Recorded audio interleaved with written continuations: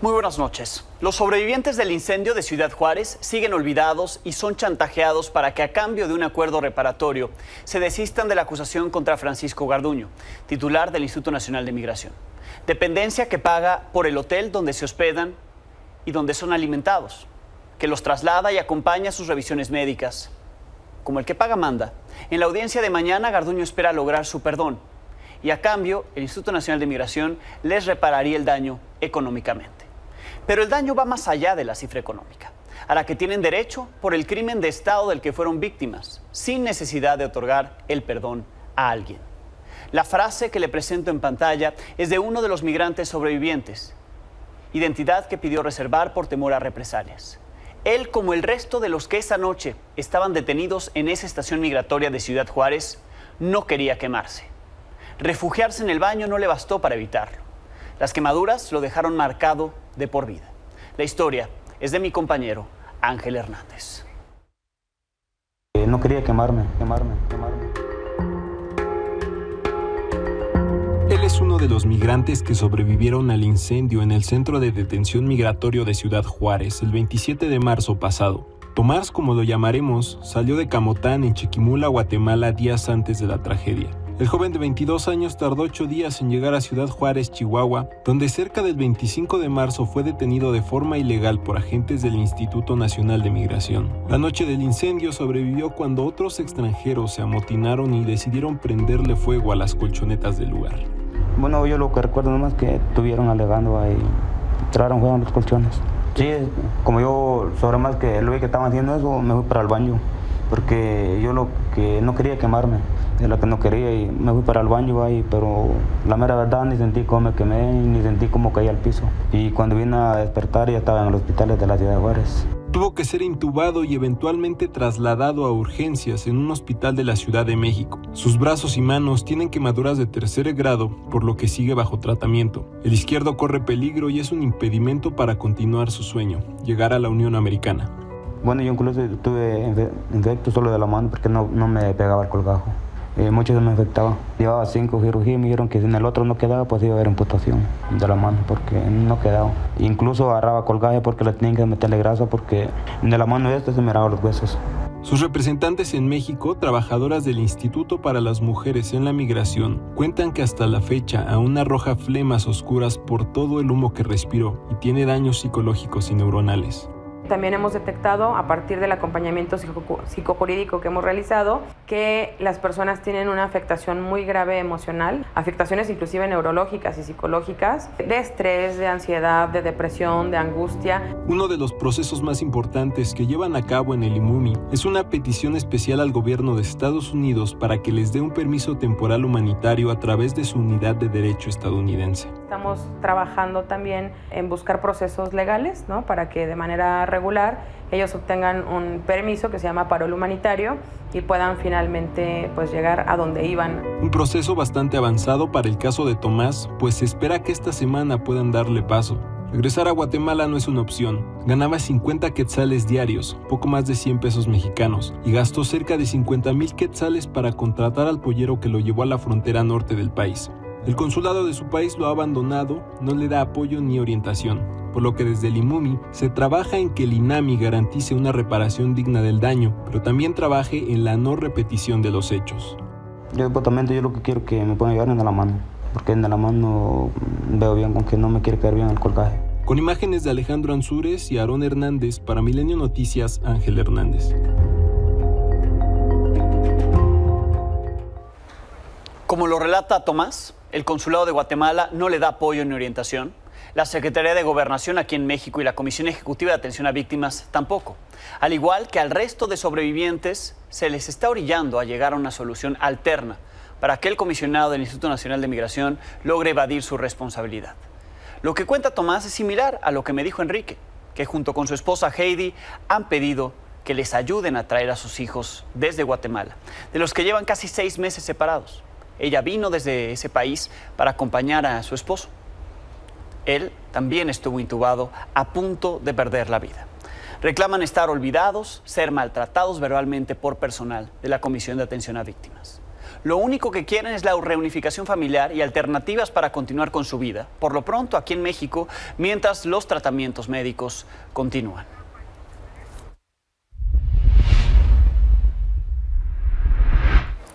El Instituto Nacional de Migración sigue jugando con fuego. Apenas ayer le informé que para hacer frente a la cantidad de migrantes en los trenes de carga, anunció más acciones de contención, como retenes en las rutas hacia el norte y mayor presencia de sus agentes y fuerzas federales. Medidas que ni siquiera se consultaron con el presidente Andrés Manuel López Obrador. Y tenemos también la decisión de buscar convencer para que no avancen hacia el norte, porque son muchos los riesgos de la travesía. Justo ayer se anunció que se desplegarán agentes del Instituto de Migración, sobre todo en la ruta del tren. Se trata de redadas para detenerlos y deportarlos, y se sumarán las Fuerzas Armadas. ¿Quiénes participarán? No hay nada de eso. No habrá estas operaciones. No hay ese acuerdo. No sé de dónde salió. Lo anunció Migración. Se hará un despliegue. Sí. ¿Es necesario un replanteamiento de la política migratoria, presidente? No, yo creo que está bien atendida. Pero la contención de migrantes se evidencia desde la frontera sur, donde al menos 4,000 siguen varados ante la saturación de las oficinas de la Comisión de Ayuda a Refugiados, la Comar, en Tapachula, Chiapas. 4,000 allá afuera. La mayoría son de Haití, Cuba y países africanos. Montaron ya un campamento, esperan su turno para ser atendidos. Se estima que al menos 40,000 migrantes llevan varados una semana en ese municipio fronterizo, donde el lunes ya hubo una estampida. De vuelta a lo que ocurre en el norte del país, Ferromex emitió un nuevo comunicado en el que anuncia el restablecimiento del tráfico de trenes con seguridad para migrantes y usuarios. Tras la medida tomada el pasado día 19 de septiembre, ha instrumentado un monitoreo continuo sobre la presencia de migrantes en las rutas impactadas y ha determinado el restablecimiento del tráfico ferroviario en las rutas en las que no existen, dicen, condiciones de riesgo elevado. Al reanudarse las operaciones, se captaron imágenes como esta, donde se ve que los migrantes ya van sobre los vagones en dirección a Ciudad Juárez, Chihuahua. Mientras que quienes buscan llegar a Piedras Negras siguen varados, pues esa ruta no ha sido reactivada. Los que ya están en la frontera con Estados Unidos siguen cruzando hacia ese país, la mayoría a través del río Bravo, hacia Eagle Pass en Texas. La cadena Fox News reportó que según fuentes de la Oficina de Aduana y Protección Fronteriza, ayer cruzaron más de 10,000 personas. Otros reportes indican que fueron al menos 4,000. La Casa Blanca confirmó que ya desplegó 800 militares en la frontera entre México y Texas, además de 2,500 guardias nacionales que hacen labores de vigilancia. En medio de este cruce masivo de migrantes, 2 de ellos murieron en su intento por cruzar el río Bravo. Uno fue encontrado varios kilómetros al norte de las boyas instaladas en Eagle Pass. Se desconoce desde dónde fue arrastrado por la corriente del río. Ayer un niño de solo 3 años murió en un hospital después de que se ahogó también al tratar de cruzar el río. En Baja California, 4 migrantes fueron encontrados muertos, esto a la altura del kilómetro 13 de la carretera Tecate-Tijuana. Todos estaban atados de manos por la espalda, tenían disparos en la cabeza, iban con pantalón, camisa camuflada, unas prendas que les dan los traficantes de personas para esconderlos entre la maleza. Al respecto, el Instituto Nacional de Migración informó que la localización de los cuerpos se dio durante la búsqueda de uno de ellos. Él y uno de sus acompañantes iba en un trayecto hacia Estados Unidos, fueron agredidos a balazos, el sobreviviente se desmayó, al despertar ya no vio a su compañero, por lo que pidió ayuda. Durante las labores de búsqueda, los 4 migrantes fueron ubicados muertos en la zona montañosa de Tijuana-Tecate. Esta noche, la Secretaría de Relaciones Exteriores emitió el comunicado que le presento enseguida.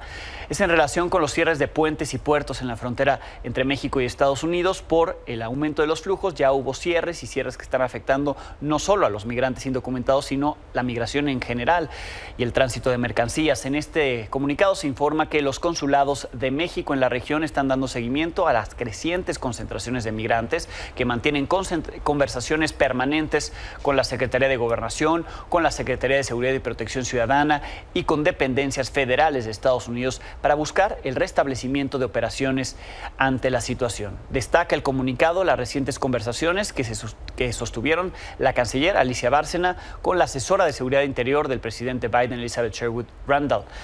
Trabajan en acciones y medidas conjuntas para que permitan garantizar la migración ordenada, segura y regular.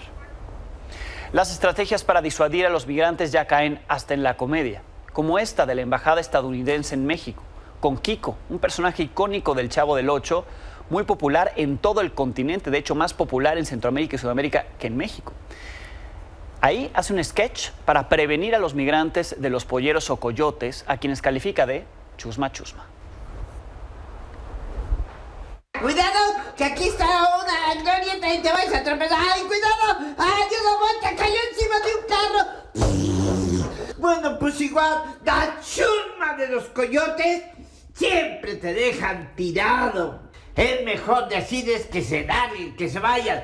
¡Lárgate, lárgate, lárgate, que me desesperas! Y después, cruza legal a los Estados Unidos. En fin, vamos a más información del día.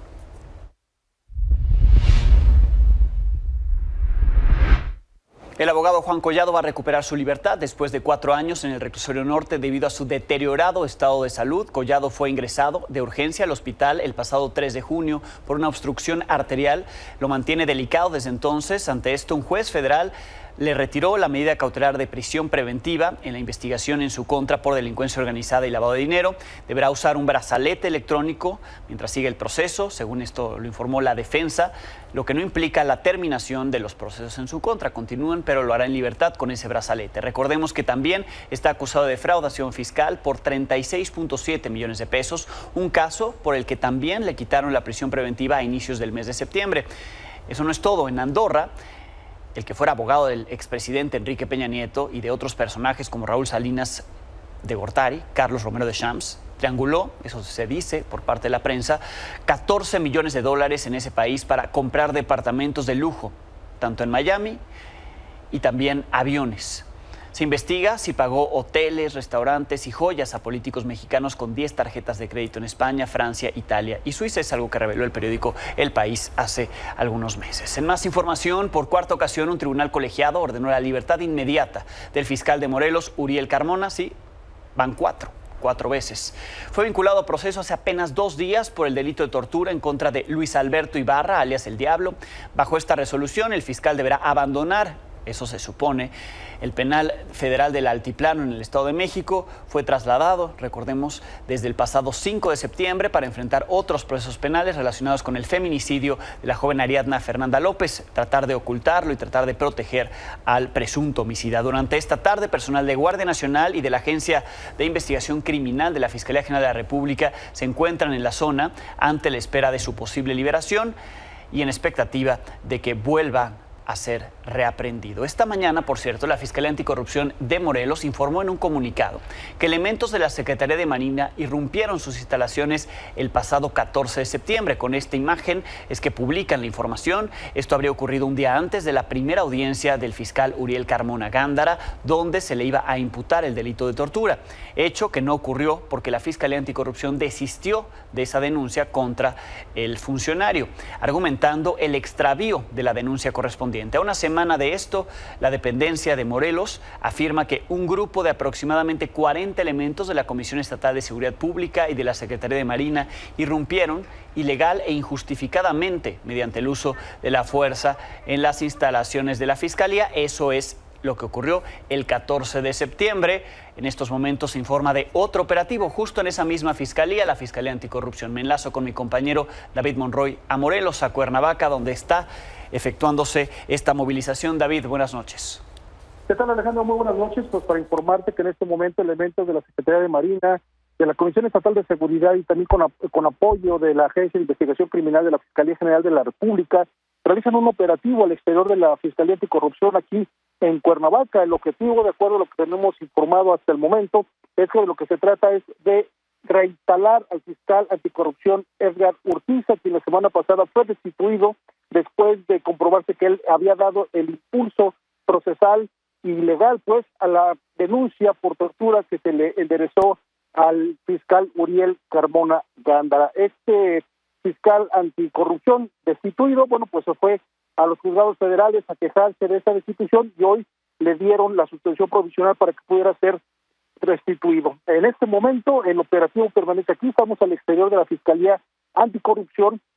Quiero comentarte que hasta hace 20 minutos, 40 minutos, bueno, personal justamente con un notario intentaron ingresar a la Fiscalía Anticorrupción para poder reinstalar a este funcionario, pero no lo han podido realizar. Le han negado la entrada, la gente que está adentro de la Fiscalía le ha negado la entrada a este grupo que viene a reinstalar al fiscal anticorrupción. Mientras tanto, en eso estamos, en espera de ver qué sucede, y el operativo se mantiene aquí al exterior de la Fiscalía Anticorrupción, aquí en la ciudad de Cuernavaca. Este funcionario que buscan reinstalar sería el que armó el primer expediente que desde esa fiscalía salió contra el fiscal.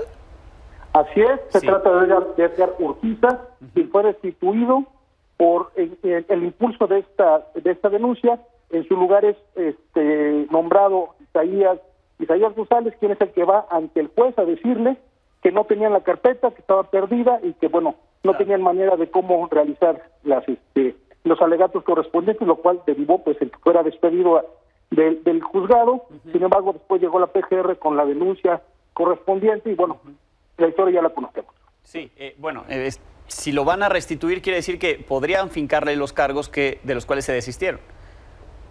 Más bien, si lo van a restituir es para saber, las cosas regresarían al lugar en el que estaban, él como fiscal anticorrupción, y muy probablemente el impulso de la denuncia que está todavía aquí en la Fiscalía. Exacto. Y esto pues evitaría que saliera el fiscal de nueva cuenta, ¿no? Pues es el que le dio origen justamente a la orden de aprehensión que en este momento contiene todavía en el altiplano a Uriel Carmona, y aun cuando hay una suspensión definitiva, bueno, pues sabemos que todavía no sale de este penal federal. Bien, veremos qué ocurre. David, te agradezco muchísimo. Buenas noches, Alex. Gracias a David Monroy, allá en Cuernavaca, Morelos. La Fiscalía de Puebla pidió apoyo a la Interpol para ubicar a los 7 jóvenes que golpearon a Ernesto Neto Calderón hace un par de semanas. El sábado 9 de septiembre ocurrió eso, en la madrugada, entre viernes y sábado. Esa golpiza, la que le propinaron a todos ellos, a los 7 los están buscando. Por lo visto, ya los buscan fuera del país, por eso es que piden el apoyo de Interpol.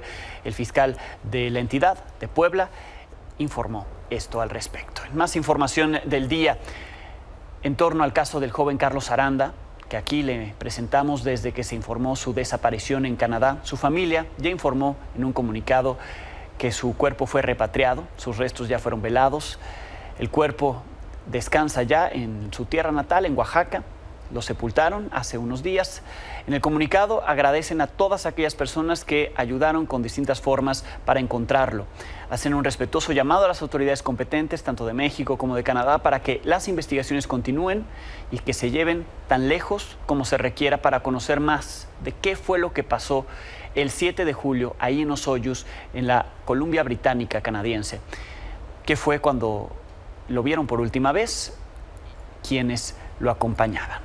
Así llegó el cuerpo de Carlos Aranda desde Canadá a México. En los últimos días se ha presentado la demanda que hacen los padres de los 43 normalistas de Ayotzinapa. Aquí, Vidulfo Rosales, su abogado, nos lo contó y detalló ayer. Conocer más de la información que supuestamente tiene el ejército. Recordemos. Efectivamente, a partir de una exigencia que se hizo en el año 2021, el presidente ordenó la apertura de varios archivos militares. Se abrieron estos archivos y de estos archivos se encontraron documentos relevantes, pero esos documentos están incompletos. Hay una intervención telefónica que hacen los militares, y de esa intervención telefónica lo único que tenemos es una transcripción que hacen elementos del ejército mexicano en una hoja tamaño carta. Entonces lo que le decíamos al presidente, bueno, queremos la comunicación completa, tanto para poder judicializarla como para saber qué pasó con esos 17 estudiantes, por ejemplo. Y al respecto de esta solicitud de obtener más información por parte del ejército para los padres de los 43, esto dijo por la mañana el presidente Andrés Manuel López Obrador. Ellos sostienen eso, pero la defensa sostiene que ya entregó toda la información, y lo que estoy planteando es que se haga desde ayer una revisión de todo para que no quede ninguna duda y se pueda decir, ya entregamos toda la información, eso es lo que se tenía, o en efecto faltaba entregar otra información, o ya no hay más.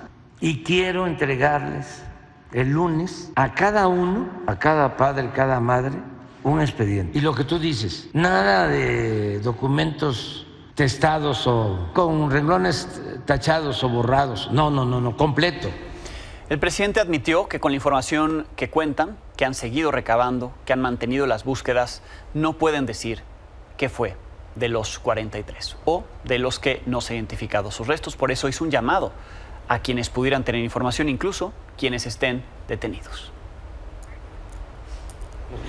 A mí me importa más que todo encontrar a los jóvenes. Y aprovecho para hacer de nuevo un llamado a los que participaron, a los que tienen información, a todos, que nos ayuden a saber dónde están los jóvenes. Tengo información que estas mañaneras las escuchan, las ven hasta en los penales. Entonces siempre aprovecho para hacer estos llamados.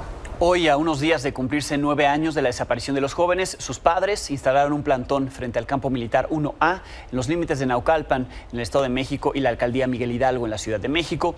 A esta protesta se sumaron estudiantes de la Normal Rural Raúl Isidro Burgos de Ayotzinapa. Aseguran que permanecerán ahí hasta que les den la información que para ellos resultaría clave para esclarecer lo ocurrido con los estudiantes. Eso es lo que ellos consideran y por eso es que siguen exigiendo que se las presenten. Esta tarde, alumnos de la Universidad del Valle de México, también aquí en Ciudad de México, en el plantel Coyoacán, fueron desalojados.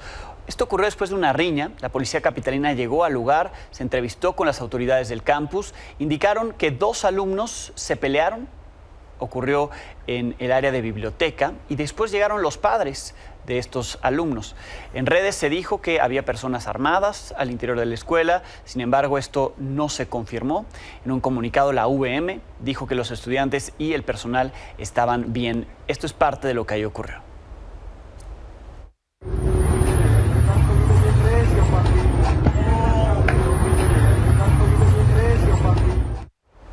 Habría habido varios enfrentamientos, uno de ellos el que acabamos de ver, otro en la zona de biblioteca, pero incluso intervinieron los padres. Seguimos, por supuesto, atentos a más información que se dé al respecto de lo ocurrido ahí en la UVM Coyoacán esta tarde. En más información del día, el tema del plagio del trabajo de titulación de Xóchitl Gálvez fue el tema, ha sido el tema esta semana en términos electorales y políticos. Sí, hoy incluso Claudia Sheinbaum habló al respecto diciendo que ellos no plagian y se generó un pleito en redes entre Morena, PRD, PAN y otros.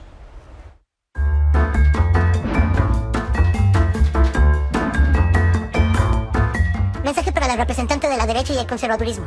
Xóchitl, leer evitará que te plagies las tesis. Ojo aquí, librerías Gandhi. Hasta tu publicidad se quieren robar. Pónganse a trabajar porque en un año recuperaremos México. Morena tiene memoria selectiva. Todavía no empiezan las campañas y ya andan desesperados. Saludos, ministra Yasmín Esquivel. No como ustedes que se robaron unos cuantos párrafos. Y la ministra Plagios que a pura copia sacó su tesis. Les aclaro, no es una tesis, es un informe. Un reporte. Mi título es por experiencia profesional, no por un escrito. Si la falta de referencias en 2 o 3% del texto es suficiente para anular mi título, acataré la decisión de mi querida UNAM y volveré a presentar un nuevo trabajo para titularme. Y de mí, compañeros, compañeras, tengan la certeza, llevo los principios, llevo nuestras causas en el corazón.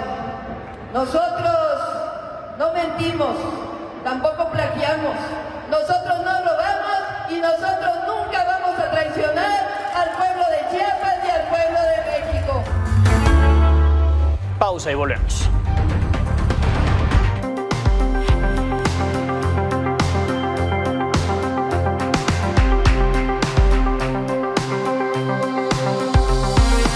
Este jueves en Del Dicho al Hecho me acompañan Paola Zavala, Leticia Bonifaz, bienvenidas. Hoy para hablar sobre el papel de las mujeres en la construcción de paz. Leti. Sí, Alex, hoy es el Día Internacional de la Paz y fue pensado para que reflexionemos sobre este punto. Sí. Y yo lo que quiero decir es, la historia de la humanidad es la historia de las guerras. Es muy triste, pero ha sido una historia narrada por hombres, donde los protagonistas son hombres, y la construcción de paz por parte de las mujeres ha estado como oculta, pero ha existido. Desde el siglo XIX hubo un libro muy importante que se llamó Abajo las armas. Para pactar el fin de la Primera Guerra Mundial hubo mujeres, hay mujeres en toda la etapa de la Guerra Fría, pero casi no se ven, y donde más mujeres han recibido el Premio Nobel de la Paz, pues es justamente allí. Entonces yo creo que es muy importante visibilizar el trabajo que hacen las mujeres y que hemos hecho hartas de todo este esquema de dominación que es muy patriarcal. Pau. Bueno, pues yo un poco siguiendo lo que está compartiendo Leti, me gustaría platicarles de Ellis Building, ¿no? Que para mí es como una mujer muy inspiradora, que le tocó todo el tema de la Segunda Guerra Mundial, acaba de morir en 2010, fue nominada a Nobel de la Paz, y ella basaba el tema de construcción de paz y su activismo en dos temas fundamentales. El tema de la educación, la idea de la educación para la paz, y ella decía, oigan, pues hay algo que es innegable, que está bien, que está mal, pero está, y está hasta nuestros días, que es la mayoría del tema del cuidado de los niños nos toca a las mujeres, ¿no? Ya sea en las escuelas o en los hogares, ¿no? Y eso pues sigue manteniendo, nos gustaría que fuera más equitativo, pero hasta hoy la mayoría de los niños y niñas del mundo están formados en su primera infancia por mujeres. Y esa primera infancia es fundamental para educar en la no violencia, ¿no? Y como es un llamado a nosotras mismas y también a los hombres de pensar mucho en la primera infancia y cómo puedes generar relaciones desde que los niños son muy chiquitos, niños y niñas muy chiquitas, en otro tipo de vinculaciones. Y la otra que me encanta, que fue su siguiente línea de investigación, fue pensar como en los estudios del futuro. Y ella decía, si no nos hacemos preguntas que pueden parecer a lo mejor tontas, no podemos imaginar futuros distintos, y si no podemos imaginar futuros distintos, no podemos crearlos. Ella decía, ¿cómo se imaginan un futuro sin armas? Imagínense que llegan, no sé, los aliens y quitan todas las armas del mundo. ¿Qué pasaría con el narco? ¿Qué pasaría con Rusia? ¿Qué estaría pasando con Ucrania si no hubiera armas? ¿Cómo tendríamos que negociar las diferencias? Porque un mundo con diferencias, un mundo con conflictos siempre va a haber. Creo que nadie aspira a vivir un mundo sin conflictos, porque de los conflictos salen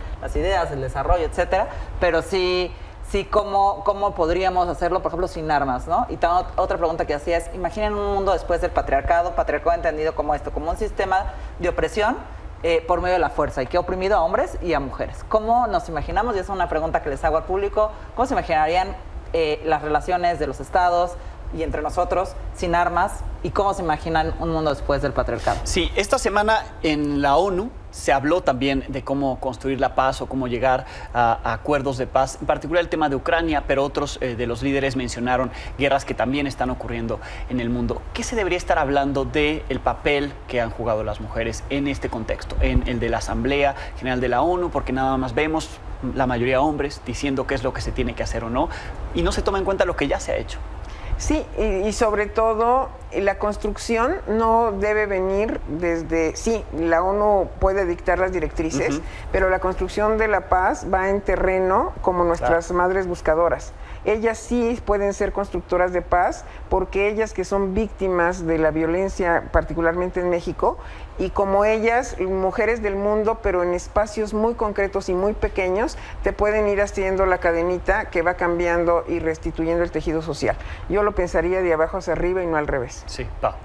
Pues lo que se hablaba y se dijo mucho en Naciones Unidas, y lo decimos en todos lados, es ¿qué es la paz, no? O sea, no necesariamente solamente la ausencia de conflicto, ¿no? Es construir relaciones basadas en el respeto a la vida y la dignidad humana, ¿no? Y a lo mejor puede parecer muy simple, pero en eso hemos estado perdidos, como dice Leti, en toda la historia de la humanidad, ¿no? En el respeto al otro y a la dignidad del otro.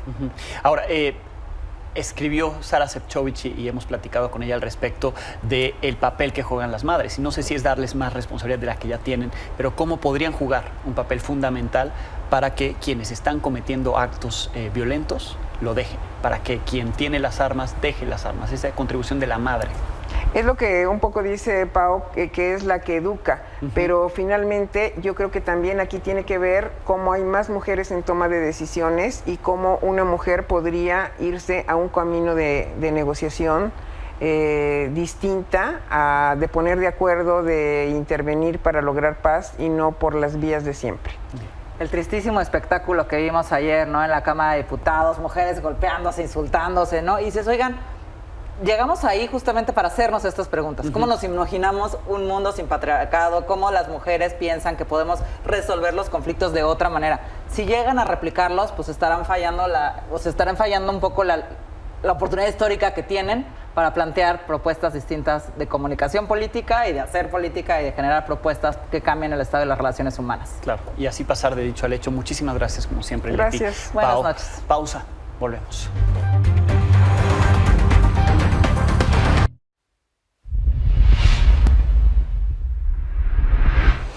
El presidente de Ucrania, Volodymyr Zelensky, se reunió con el presidente estadounidense, con Joe Biden, en Washington, en la Casa Blanca. Ahí se anunció el apoyo de $325 millones para las tropas en Kiev, mientras que Zelensky hizo hincapié en la importancia del apoyo de Estados Unidos contra la invasión de Rusia. También se reunió con senadores en el Capitolio, ante quienes reiteró la necesidad de que se mantenga este apoyo, que se amplíe el financiamiento que ha dado Estados Unidos a Ucrania. Esto desató críticas por parte del ala más conservadora del Partido Republicano. Russia alone stands in the way of peace. It could end this today. Instead, Russia is seeking more weapons from Iran and North Korea that would violate multiple UN Security Council resolutions that Moscow itself voted to put in place. But as I discussed with President Zelensky, the people of Ukraine are steeled for this struggle ahead, and the United States is going to continue to stand with you. Today, I approve the next tranche of U.S. security assistance to Ukraine, including more artillery, more ammunition, more anti-tank weapons. I agree to work on the future force of Ukraine. It's very important, and it's a strategic decision that will allow us to prevent any new aggression against us, against Ukraine, our people.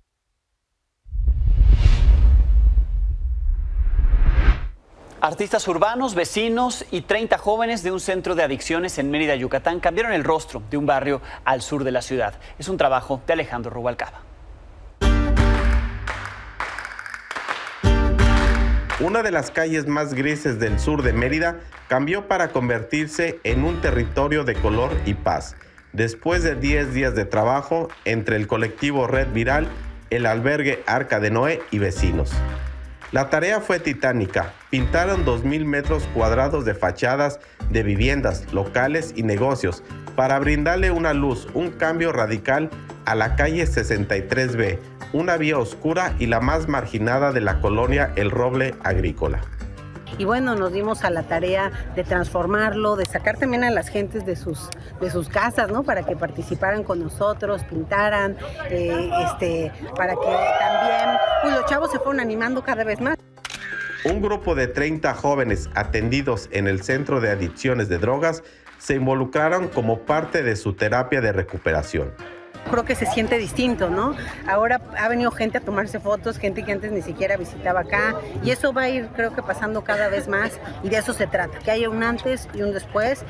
Sin embargo, esta tarea es solo la base para que las autoridades municipales y estatales pongan más atención a la colonia y a sus alrededores debido a la alta marginación, la presencia de narcomenudistas y la violencia contra las mujeres.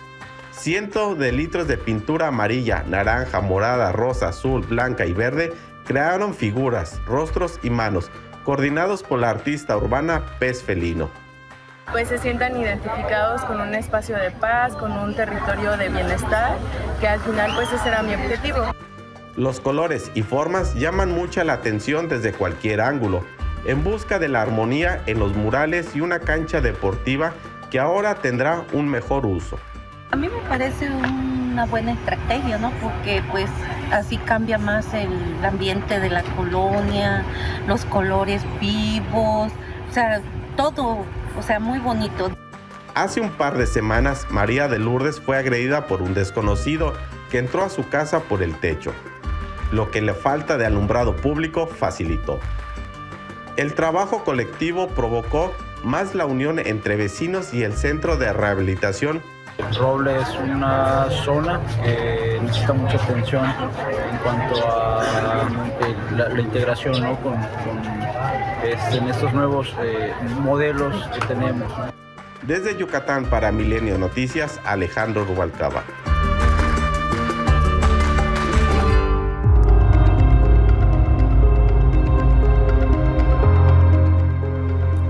Fiscalía General de Justicia de la Ciudad de México confirma que hubo 4 lesionados por la riña en la VM de Coyoacán, una nota que yo le daba cuenta hace unos minutos en este espacio. Lo que informa la Fiscalía Capitalina es que ya inició una carpeta de investigación por el delito de lesiones dolosas, luego de que ocurriera una riña entre alumnos al interior de este plantel educativo en la alcaldía Coyoacán. De acuerdo a las primeras investigaciones, 4 estudiantes de bachillerato posiblemente fueron agredidos por otros de nivel licenciatura y resultaron con lesiones que tardan en sanar, dice el comunicado, menos de 15 días, es decir, no son graves, pero son lesiones dolosas y por lo tanto se inició esta carpeta de investigación. Luego de ser notificado, dice el comunicado, el agente del Ministerio Público inició la indagatoria correspondiente, solicitó la intervención de personal de la Coordinación General de Investigación Forense y Servicios Periciales, experto en criminalística y fotografía para el levantamiento de indicios. Detectives de la Policía de Investigación ya realizan trabajos de campo y gabinete, como la inspección del lugar, el análisis de las imágenes de las cámaras de videovigilancia de esta universidad, también del sector público, de las que están al exterior del inmueble, así como la realización de entrevistas con posibles testigos de los hechos y de identidad. De forma paralela, se integró una célula multidisciplinaria por parte de la Dirección General de Atención a Víctimas para dar apoyo integral a las personas agraviadas directas e indirectas. Así, se inicia la investigación de lo ocurrido en ese plantel durante la tarde. Está en la alcaldía Coyoacán, es el campus de la VM, y lo que confirma la Fiscalía en este comunicado es que los 4 estudiantes de nivel bachillerato que fueron posiblemente agredidos por otros de licenciatura son los que resultaron con lesiones que no son graves. Con esta información nos despedimos, los dejo con la afición. Carlos Marín sigue de vacaciones, yo los espero mañana en punto de las 21 horas.